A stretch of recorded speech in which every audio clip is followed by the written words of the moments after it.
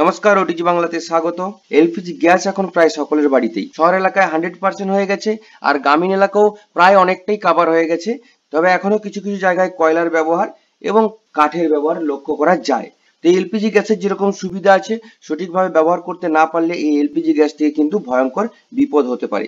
আর কি সেই বিপদ, সেটা নিশ্চয়ই আর বলার অপেক্ষা রাখে না।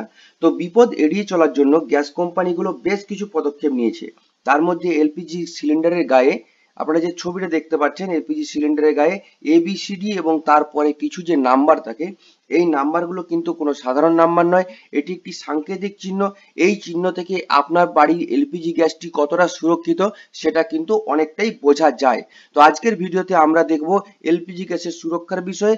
আপনারা যে ছবিতে দেখছেন কিছু নাম্বার আমি মার্ক করে দিয়েছি, এই নাম্বারগুলো থেকে আপনি কিভাবে বুঝবেন আপনার এলপিজি গ্যাস কতটা সুরক্ষিত, সেটাই আজকে ভিডিওতে বিস্তারিত আলোচনা করব। তো আপনি যদি আমাদের চ্যানেলে আজকে নতুন হয়ে থাকেন, তাহলে ভিডিওর নিচে যে লাল রঙের সাবস্ক্রাইব বাটনটি আছে ওটাতে প্রেস করে রাখুন, এবং সাবস্ক্রাইব করার পরে যে নোটিফিকেশনে বেল আইকন আসবে ওটা তো প্রেস করে রাখুন। তাহলে আগামী দিনে ওটিজি বাংলা যে সমস্ত ভিডিওগুলো চ্যানেলে আপলোড করবে তার নোটিফিকেশন আপনি সরাসরি মেলে পেয়ে যাবেন।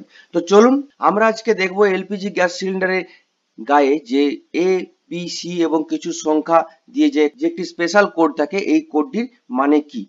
কিন্তু তার আগে আমরা বেশ কিছু এলপিজি গ্যাস সিলিন্ডার সম্পর্কে গুরুত্বপূর্ণ বিষয় জেনে নিই। নর্মালি একটি LPG gas cylinder BIS 3196 standard অনুযায়ী তৈরি করা হয়, এবং গ্যাস সিলিন্ডারটি তৈরি করার পরে একটি প্রাইমারি টেস্ট হয়, এবং টেস্ট হওয়ার পরে CCOE চিফ কন্ট্রোলার অফ এক্সপ্লোসিভারের পক্ষ থেকে ছাড়পত্র পাওয়ার পর গ্যাস সিলিন্ডারটি কিন্তু বাজারে ছাড়া হয়।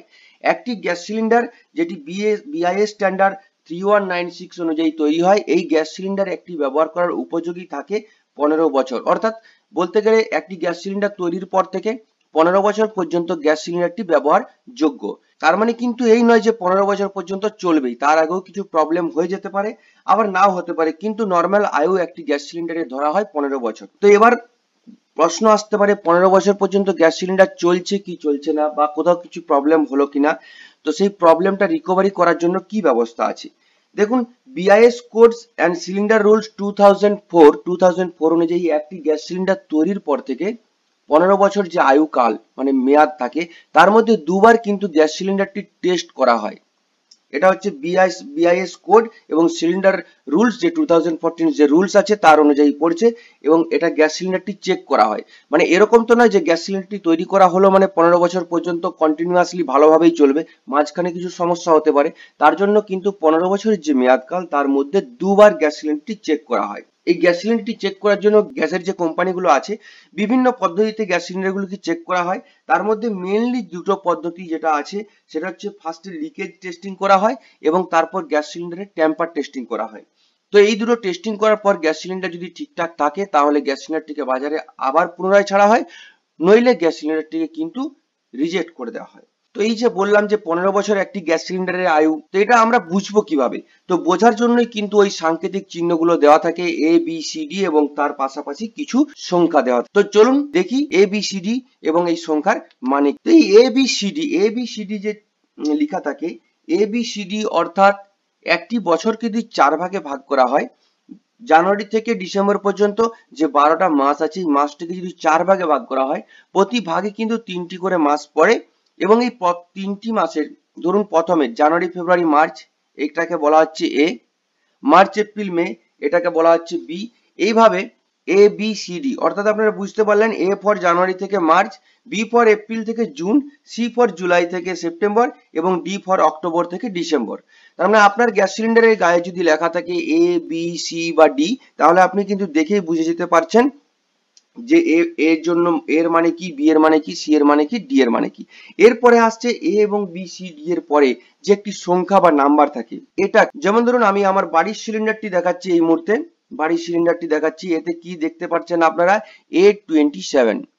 A27 এর মানে হচ্ছে মানে জানুয়ারি ফেব্রুয়ারি মার্চ এই 3 মাসের মধ্যে, এবং 27 2027 সাল, 2027 সালের জানুয়ারি ফেব্রুয়ারি মার্চের মধ্যে কিন্তু এই গ্যাস সিলিন্ডারটি যে আয়ু মানে তৈরি হওয়ার পর যে 15 বছরের আয়ু থাকে, এটা কিন্তু শেষ হয়ে যাচ্ছে। অর্থাৎ জানুয়ারি ফেব্রুয়ারি মার্চ মাসের 2027 সালের পর আর ব্যবহারের উপযুক্ত থাকবে না।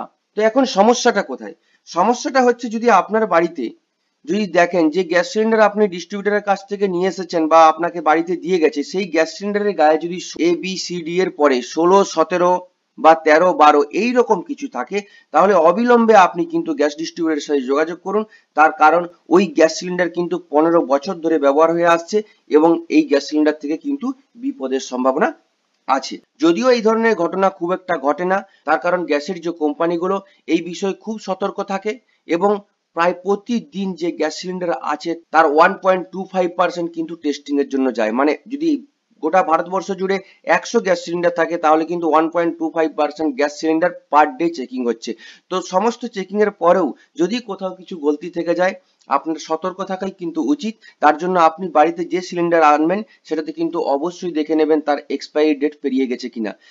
ধরুন আপনার বাড়িতে A16 বা B16 বা C17 এইরকম কোনো গ্যাস সিলিন্ডার থাকে, তাহলে অবিলম্বে গ্যাস সিলিন্ডারটি ব্যাক করে দিন, কারণ ওটা এক্সপায়ারি হয়ে গেছে। শুধু A16 B16 নয়, যদি আপনার বাড়িতে A18 বা B18 থাকে সেটাও কিন্তু এক্সপায়ার হয়ে গেছে, কারণ A18 মানে জানুয়ারি, ফেব্রুয়ারি, মার্চ মাসের 18 সালে এক্সপায়ার হয়ে গেছে এবং ওই গ্যাস সিলিন্ডার 15 বছর ধরে চলছে, অতএব বিপদের সম্ভাবনা আছে। আমি বারবার বলছি, যদিও এটা রেয়ার কেস, তা সত্ত্বেও আপনার সতর্কতা কিন্তু আপনার নিজের হাতে। তো আজকে আমরা ভিডিওতে আলোচনা করলাম গ্যাস সিলিন্ডারের গায়ে যে সাংকেতিক চিহ্ন দেওয়া থাকে সুরক্ষার স্বার্থে সেই বিষয়ে। তো আপনাদের ভিডিওটি যদি ভালো লাগে অবশ্যই ভিডিওর নিচে লাইক করুন এবং আরো যদি কিছু জানার থাকে অবশ্যই কমেন্ট করুন। অবশ্যই ভুলবেন না চ্যানেলে যদি নতুন হয়ে থাকেন সাবস্ক্রাইব করতে, তার কারণ আগামী দিনে আরো সুন্দর সুন্দর ভিডিও নিয়ে OTG বাংলায় আমরা আপলোড করব খুব শীঘ্রই। তো আজকের মতো আমাদের ভিডিও এটুকুই। Bye bye.